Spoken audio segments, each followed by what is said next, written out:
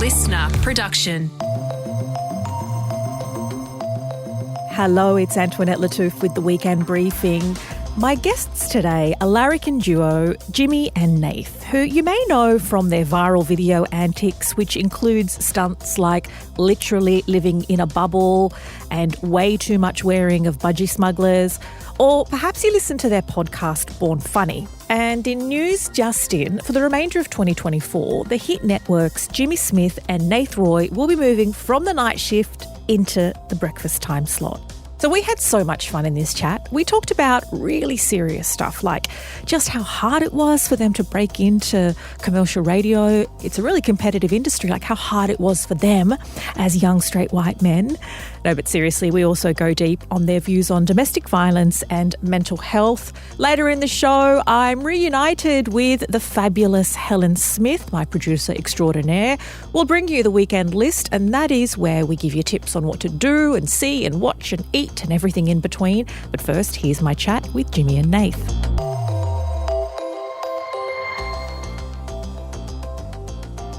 Jimmy and Nath, welcome to the Weekend Briefing. I want to point out that you're the first guests that I have had that BYO a microphone and headphone. And the problem was we screwed up all your systems. You did. You came in here and just screwed everything up. We thought we were doing the right thing by bringing our own stuff and being, we'll just make it easy for Ant and the team. And then as soon as we did it, the mic stopped working. We couldn't hear each other. We've been here for 3 hours. We've actually got another meeting to get to, so thanks for having us. It's been okay. Yeah. And I think it speaks about your characters because, Nath, you brought in some fancy headphones. Yes. And then, Jimmy, you were kicking it at old school with something that came in. I mean, is that even an original Apple or one of those aftermarket things you buy? It was like an iPhone, maybe 4 headphones. Yeah. Like it's the aux cord as well, not the new whatever that. It's from your iPod Nano. So you're a bit low key, Jimmy? Yeah, I just like the old school. I don't like the big things, not fancy. You know what I mean? Kick it old school. He doesn't like to wreck his hair, you know.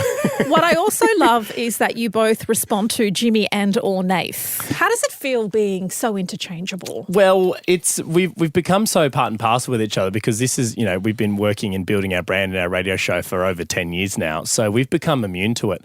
Yeah. Like our own parents call us Jimmy and or Nath now. I was like, Mum, I came out of you and you don't know what my name is. So we've become, I think we've just become immune to it, haven't we? Yeah, I used to get pissed off because I'm like, it's not my name. Yeah. But now I'm just like, it's fine. People stop me in the street and go, Jimmy and Nath. Yeah. I just go, hey. And I've had people stare at me in the face and scream, Jimmy, loved the show last night. Yeah. And I used to, as Jim just said, we used to correct them. And now I go, thanks, mate. Thanks so much for listening. I'll let Nath know. Oh, my God.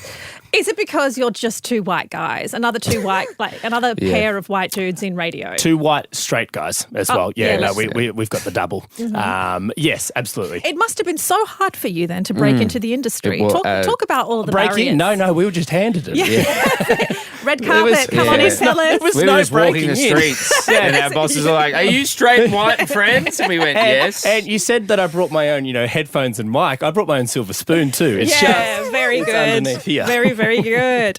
When it came to titling what your duo is, what is it about straight white male duos where somebody has to end in a Y? Usually someone ends in an A. It's like a flipper, blitzy, tritzy. Like, is that the key? Did you have to sit like, there? we were going with Andy, Fitzy and Whipper, American Rosso, Roy and HG. I'm missing any of the big ones. Shazzo and the dog.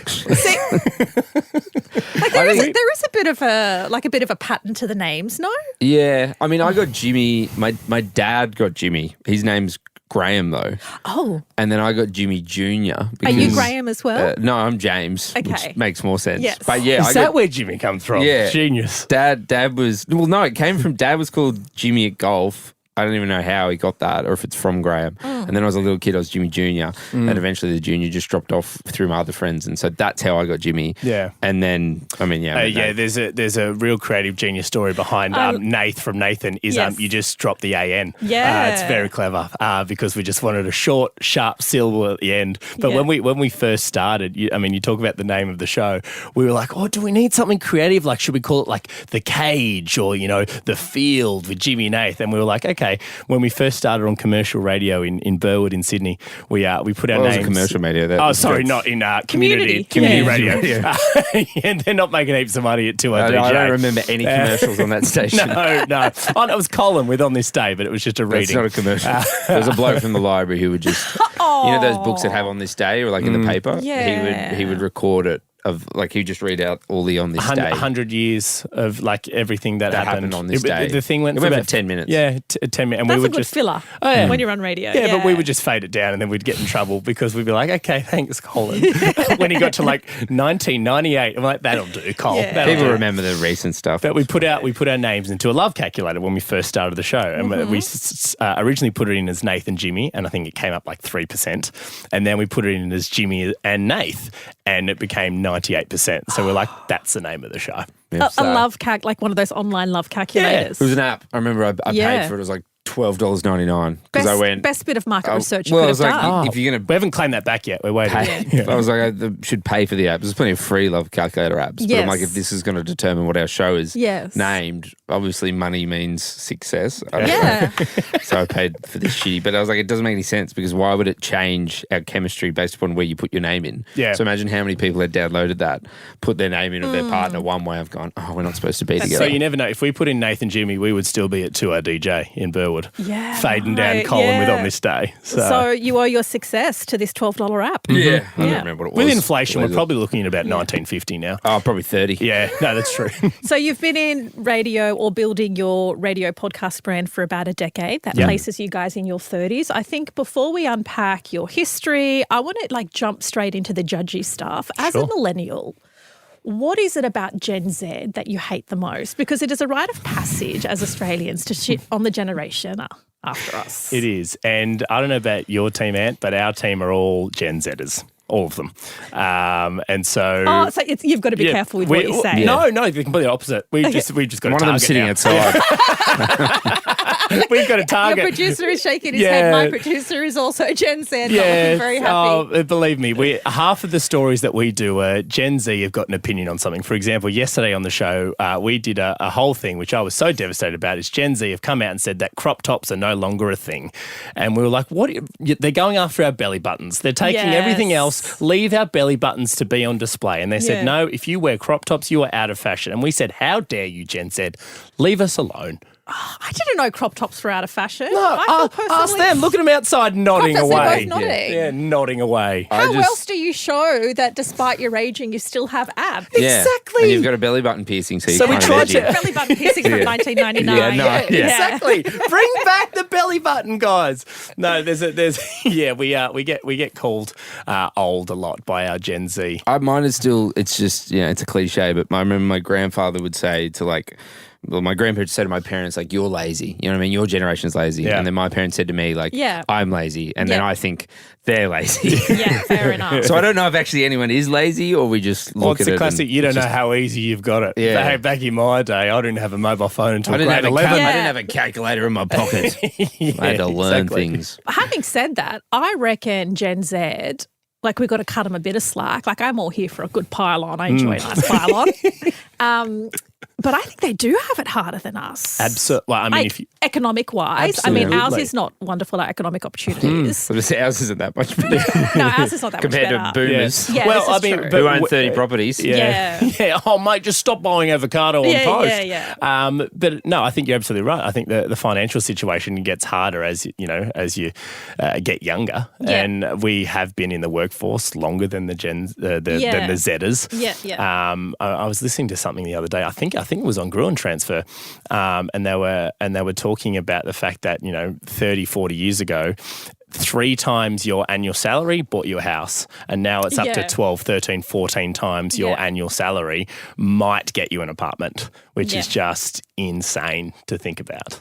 Yeah, and I think the other thing that we probably need to give Gen Z credit for, they're at the front of the environmental protests, the Palestinian solidarity protests. So, I mean, I love a good cliche, but maybe a bit of a shout out to our producers and the like, because they're fighting the good fight while we judge them. I feel the ones demanding change. Yeah. I feel like they're vocal. I don't remember totally. a lot of people when I was early 20s, late teens, they didn't care about anything.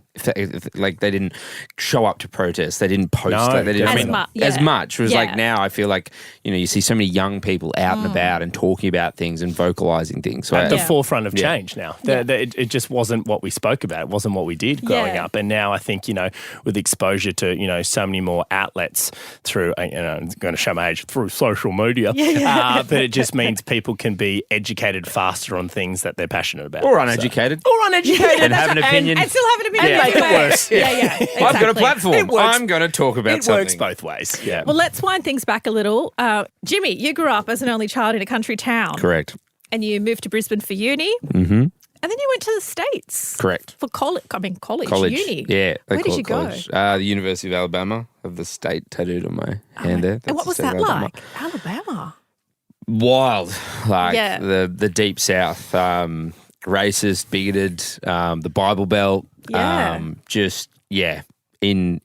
Insane. Interesting choice then. Yeah, I had a friend who was at the University of Miami and I went to visit him. That's a private university or private college, so it had about 14,000 students, whereas University of Alabama has 150,000 students. So it's called it's a college town. You can't even fly into Tuscaloosa. You fly into Birmingham, Alabama, then you drive out to Tuscaloosa. Like you mentioned 150,000 students at a thing. I just wanted to experience that. I wanted to see what that was like. I visited my mate in a private one. I was like, this is kind of cool. You're in Miami, you're in a city. It's nice. I just wanted to see what the sort of that was like. Amazing. And did you come back a Republican and an insurrectionist? Love my guns. His red tie is underneath that black shirt. Make America great again. It was the one thing I will say that I found was great about America. Like I wouldn't have pursued comedy or radio or whatever this is, entertainment, without going there. They are very good at supporting each other.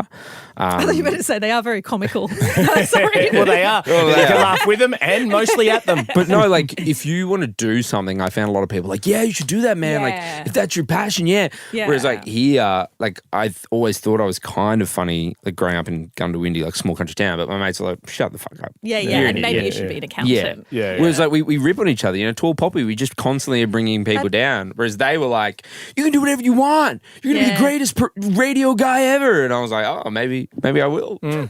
Which is very bizarre. Because here big different culture it's here we shun people. I don't know. I'm sure you've experienced it as well. But we shun people for wanting to do something that's a little bit outside the box, particularly in the entertainment space. Yeah. You're like, oh mate, it's Grant Denyer, Dave Hughes, insert white comedian here. Has been doing that for. Don't worry about it, mate. Yeah. It's like do something else. Whereas over there, it's they champion you. Yeah. Well, I want to talk about your upbringing, Nath, because you went to Newington College, yes, and then the University of Sydney. Yeah. I mean, you did it tough in the ghetto. Yeah, odds were against you. Just I mean, how did you achieve this success? Very it was very difficult. Well, I grew up in the Shire. Jesus Christ! I am going to be escorted. How about them rights? I am going to be. I knew how to swing a baseball bat at 4. So I went to school in the Shire, and pretty much my entire family, and very Shire-like, went to Woolooware High, and that's where I was always wanted to go. And then I was playing rugby at a reasonably high level, and ended up getting the opportunity to get a scholarship to Newington, because financially our family weren't in a position to send me to a school like that. Yeah. So the only way that I was going to be able to go there is if I had a scholarship.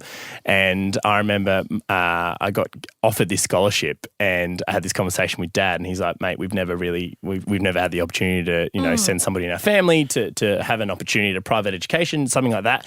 And I almost ran away from home. I did not want to. I had no interest. I was like, all my friends went to Laguna Street Public School. I wanted to go to Woolooware High. I wanted to play rugby league. I wanted to surf, and I wanted to be an electrician like my dad and my dad's dad and my dad's dad's dad and my dad's dad's dad. Yeah, every male in my family is an electrician. I'm the only failure who went into entertainment. Yeah. And I can't change a light bulb. And then I remember my dad. Nath once asked me why the dishwasher wasn't working, and it was because it wasn't turned on at the wall. Wow. So limited. You are ashamed to your family. I forgot how. Oh yeah. I called Dad. I literally called Dad yesterday because our dryer stopped working. He said if you plugged it in, I go, there's the one. God, you're a genius. But I remember, and my old man is, Jimmy knows him really well. He's just a big, cuddly teddy bear. He's just me as another human being, and he's one of the most caring, gentle giants you'll ever meet in your life. Give you the shirt off his back. Yeah. It's a big shirt, but he'll give it to you. It'll cover 9 of you.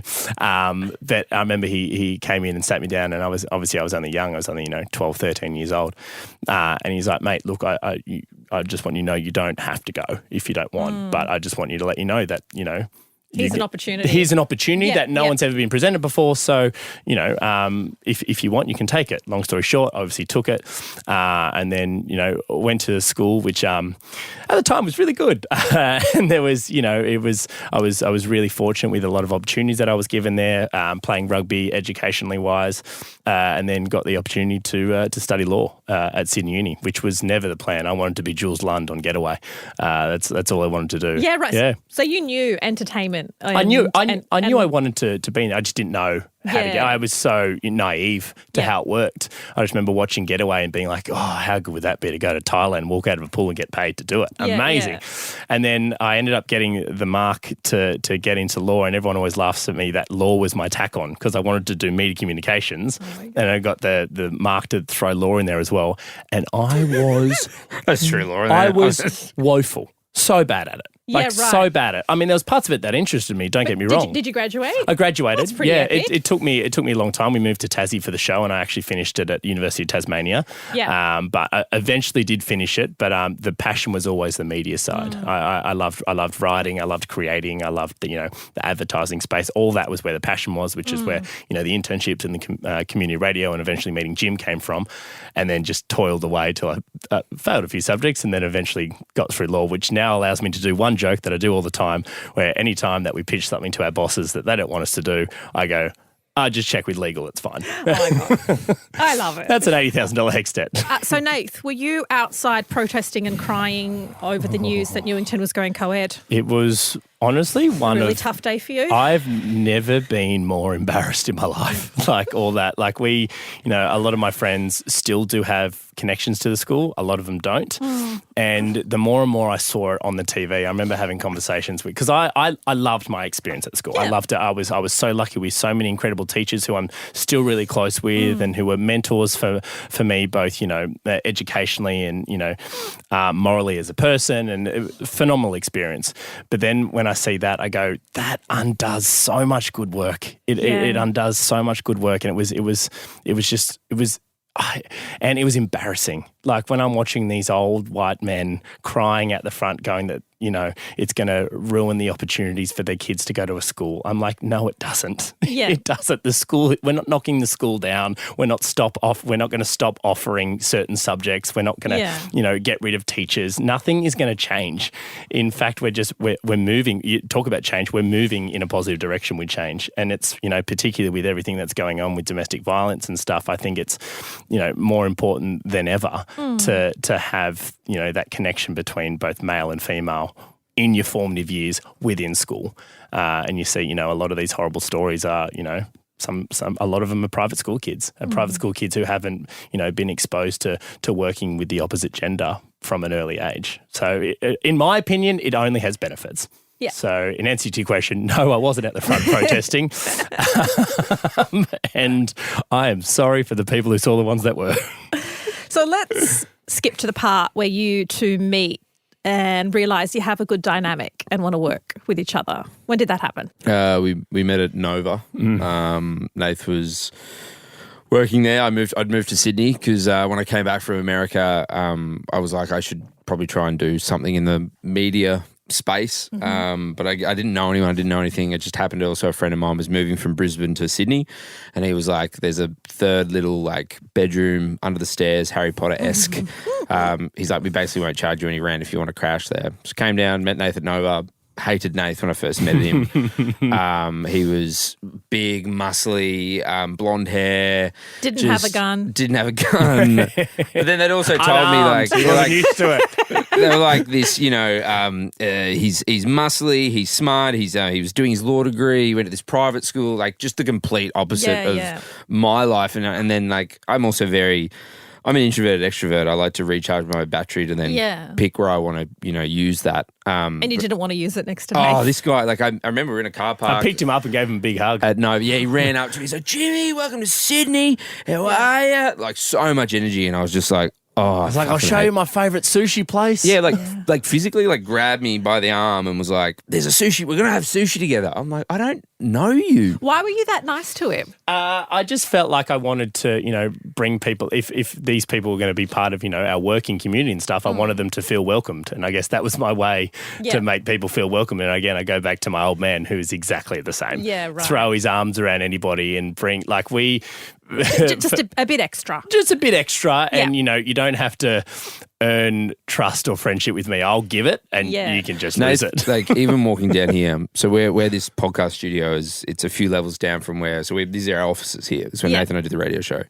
Walking down, I was with our producer, Jared, and we were like, Jared's like, it's time to go. So now I'm walking with Jared just chatting. Nath can't do that. Nath has to stop and chat to people and hug them and how are you, how you been? Like that guy. How's the family? Like that guy that I met that is still that guy today. Like he wants everyone to just have the best life. Like life is just this wonderful experience and he wants to share his positivity. At times it drains me, but there are times when it energizes me and I'm so fucking lucky to have him as my best mate. But that's the guy he is. That's who he is. And look, I dare say it's rubbed off on you a little bit because when you walked in, you walked straight in and gave me a hug and we've never met. Hey, that's my boy. That's my boy, hey? Yeah. Look at that, Jimmy. Yeah. Well done, grasshopper.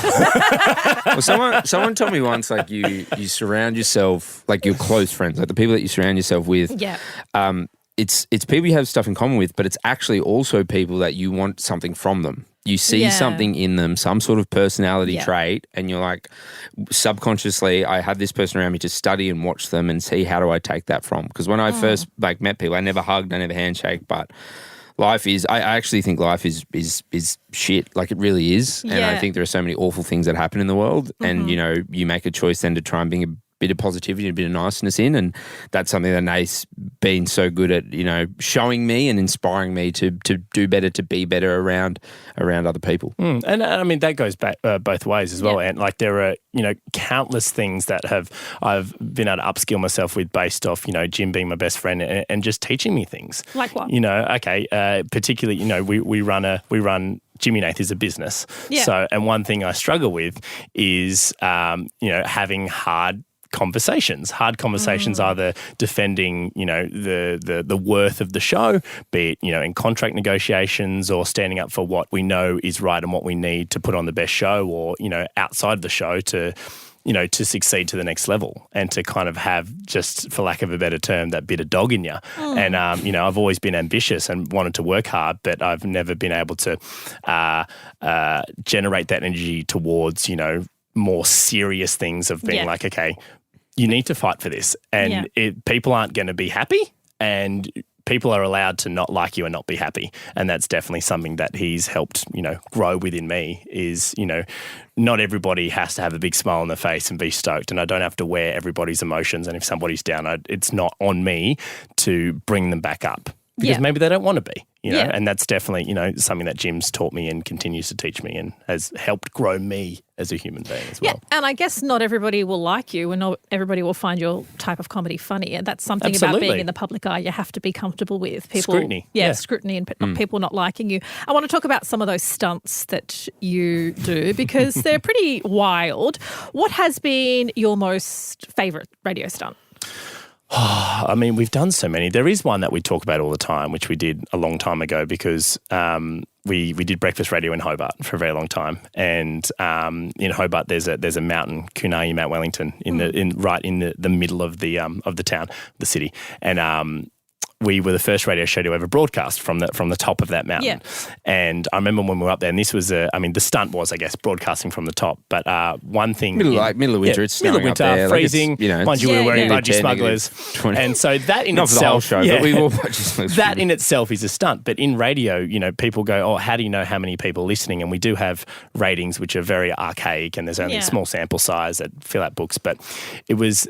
What I'm about to tell you is the first time that we've ever had instant indication of how many people were listening to our show. So we were on top of the mountain. It was pitch black. It was like probably 6:40 a.m. in the morning. I remember 6 a.m. And we were doing this thing where we were like, flash your lights if you're listening to the show, because we could have it. We had a 360 degree view of all the streets and city around us. And Jimmy had brought binoculars. So this was planned. Jimmy had brought binoculars, and we were like, okay, hopefully with the binoculars we can see cars flashing their lights. And Jim stood up there and goes, if you're listening to the show, flash your lights. Now, in radio, there's a 7-second delay. So, and we forgot that. So he said, flash your lights, and no one flashed. And we're like, shit, nobody's listening to the show. And then you can see cars. Yeah. You can see cars driving all over town. But then, Jim, I remember we were live on the air, and Jim goes, oh my God, Nath, I can see somebody flashing their lights. And this is live on the air. And then I go, and I just whacked the binoculars out of his hand, and You didn't need the binoculars. Taylor Swift concert of all these cars, 360 degree view, thousands of people flashing their lights at the exact same time. And it was, I don't think we didn't even speak for 20, we didn't know what to say. Yeah, even now, like, you know, we sit in the studio, like, you know, it's just me and Nath. Nath presses the buttons for the show. So it's, you know, you do at times forget how many people may be listening. Yeah. So in that moment, it was like we were live on air and you saw all these cars light up. Sea It was of like, wow, flashing. all these cars are listening to us right now. It was a very, very surreal moment. Very cool. Thousands, all like you couldn't. Everywhere you turn, there were just lights flashing, and we're like, wow! It was just that.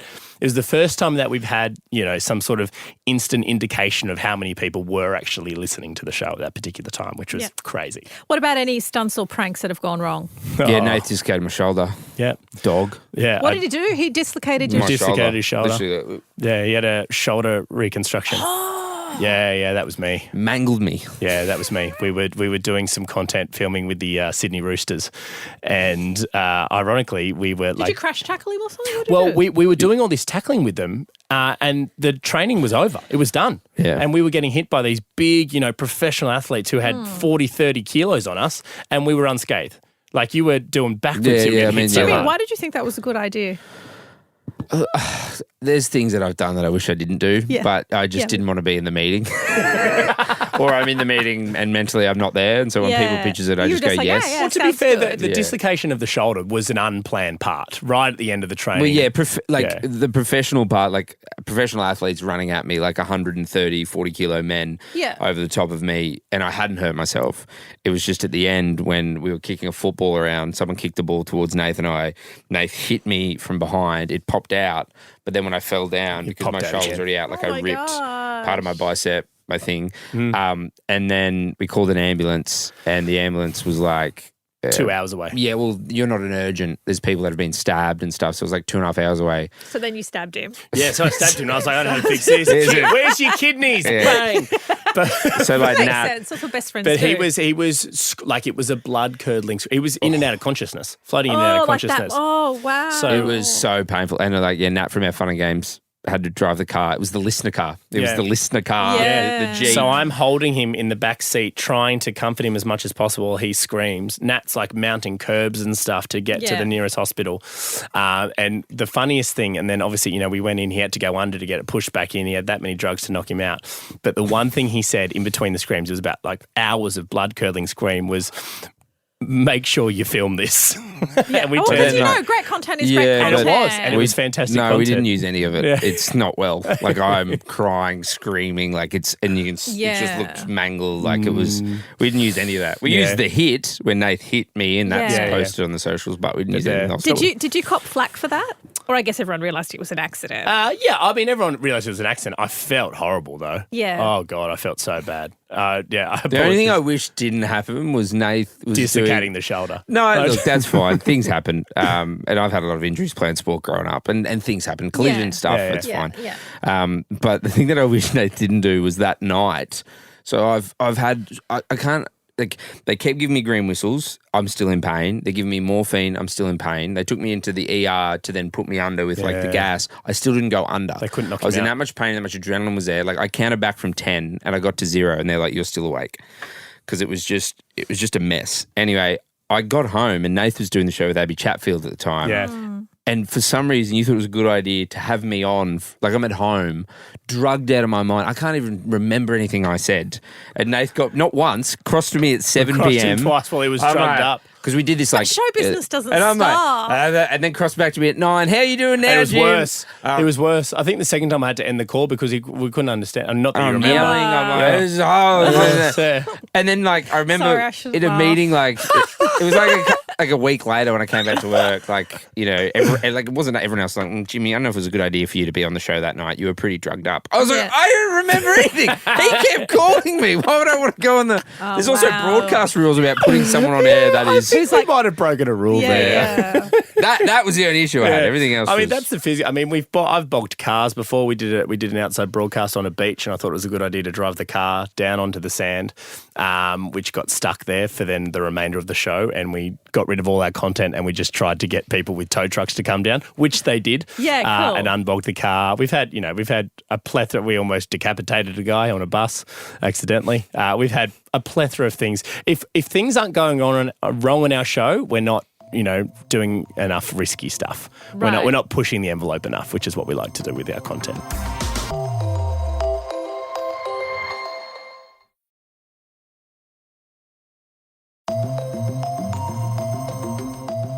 What I'm hearing that you also obviously like to do is that connection with the audience, which, as I know, being in a studio, you can forget who's listening and how many people are listening. So that brings us to live shows, because that's, I guess, a thing that when you did radio, you don't necessarily expect to do, but in podcast land is very much a great way to connect with the audience. How have you found live shows? We love them. Yeah. We love them. Any opportunity we can get to connect with our audience via the phone with buy-ins and people calling on 131060, or, when we do Born Funny, which is our podcast live, like, to us, there's no greater feeling. Yeah, and Jimmy, what's your audience like when you because that's when you really get to look around the room and go, okay, this is who listens to us. Yeah. I mean, I love that. When we did a show, we did Born Funny at Melbourne International Comedy Fest. Yeah. And it's good to like... Well, that's a bit of a more mixed crowd, no? Yeah, because yeah. comedy festivals Comes are also in. a mixed crowd. Yeah. But I do like, but you know who's a super fan. So like when we're standing there and I like to chat to people before we go on live and you see who listens. And it does surprise me. Like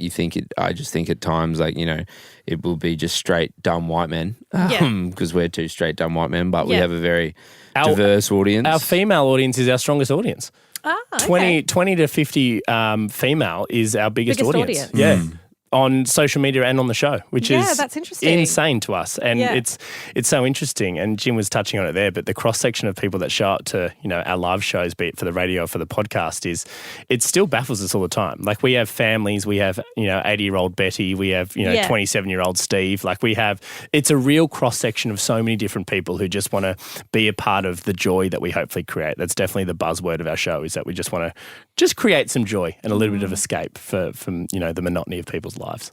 And what sort of joy do you have planned? I'm sure you sound like ambitious guys. Surely you want to expand your Jimmy Nath empire. Yeah, look, we've always wanted to treat radio with respect. I think a lot of people get into it after something, whether it be they're professional athletes and their careers come to an end, comedians, they just want some bit of side thing, reality TV. It's like, I can do this now.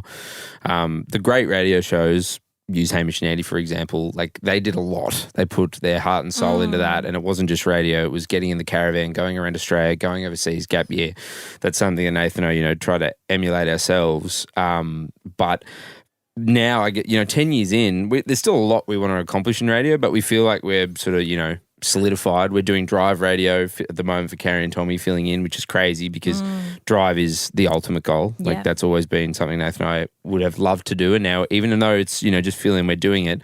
But yeah, we've had conversations about releasing a book. We had a TV meeting the other day.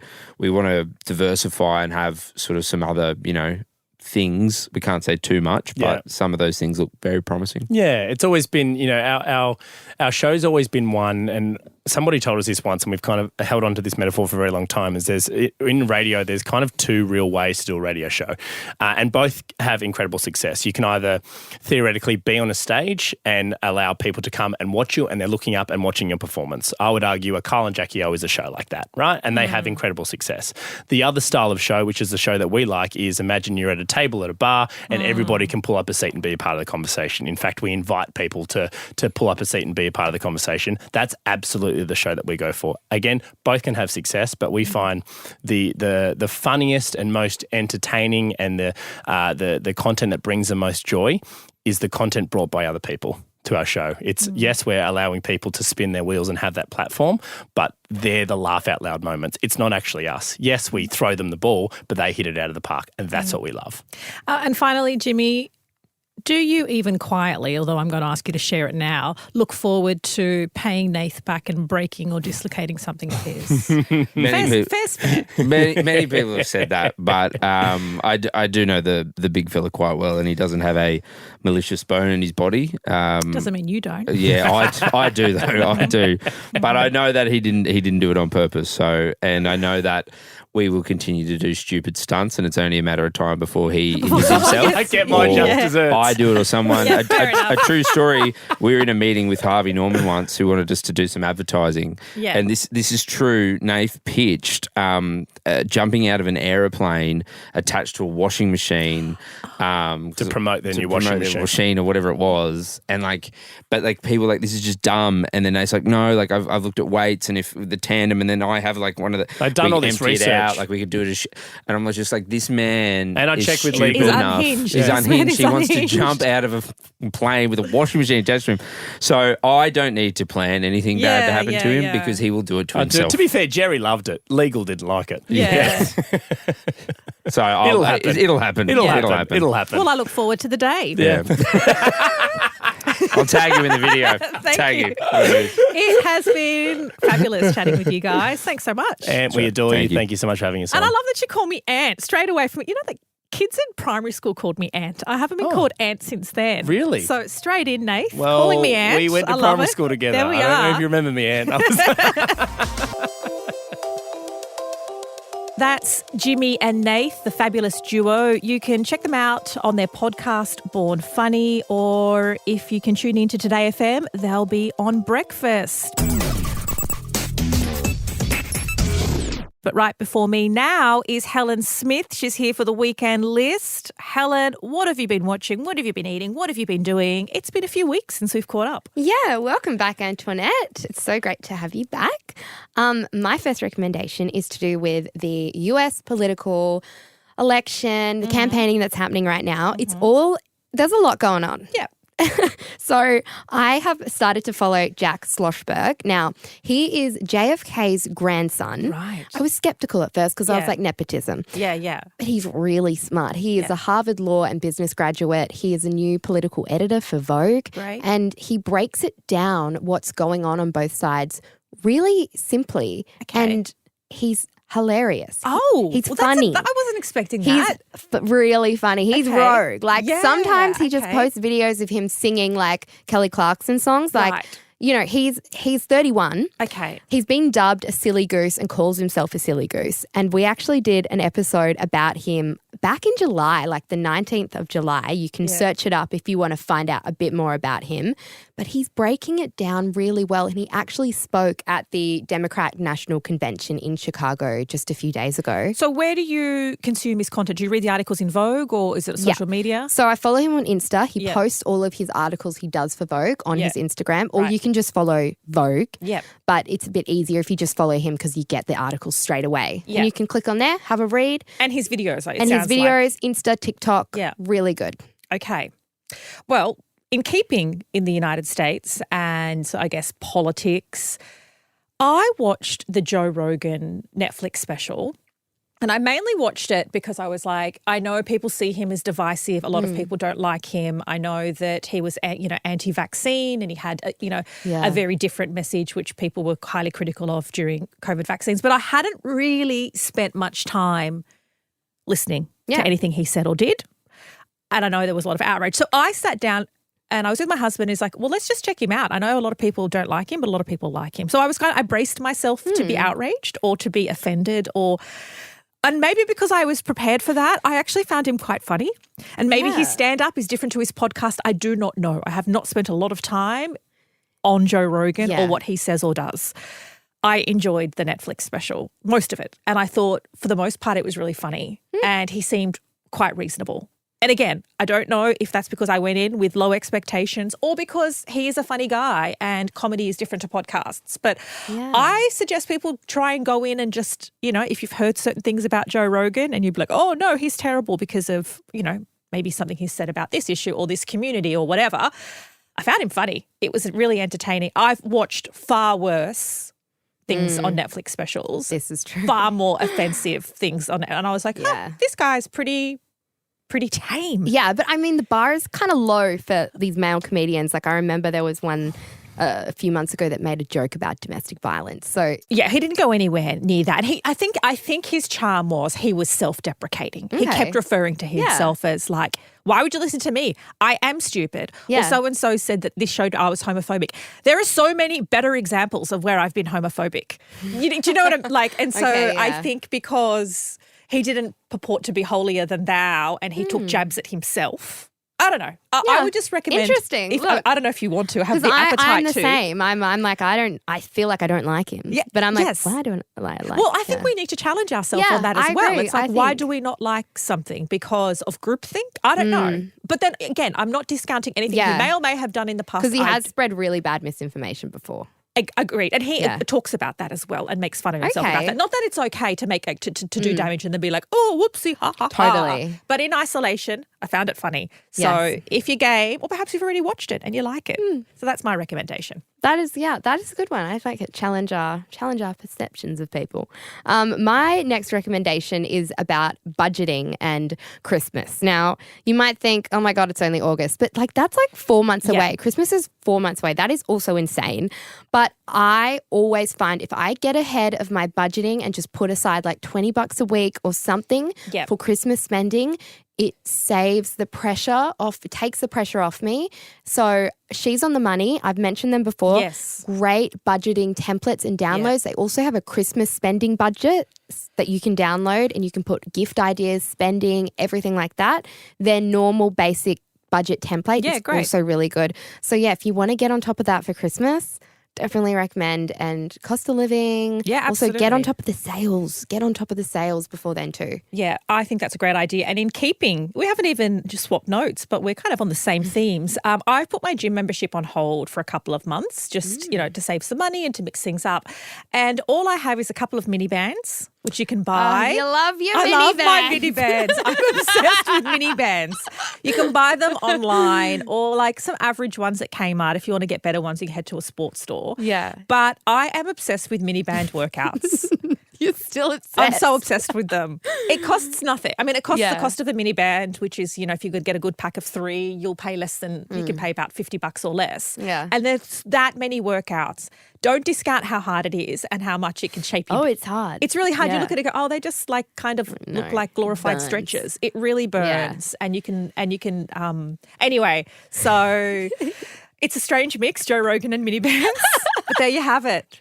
It's perfect. It's very on brand for you, Antoinette. That is the weekend list. Thank you so much, Helen. Thanks, Antoinette. That's it for this week. Thank you so much for being with us and tuning in. It is always a pleasure. If you want more of the Weekend Briefing, you can find us on the Listener app. You can download the Listener app in the App Store. Follow us there. Otherwise, follow or subscribe wherever you get your podcasts from. And why not give us a rating and review for this interview with Jimmy and Nath? And if you're feeling super generous, I don't know, maybe you've just done a mini band workout, you've got the endorphin rush, you can rate and review every episode. We'll be back Monday morning where the team will have the latest headlines straight to your headphones along with some deep dives. Stay safe, everyone.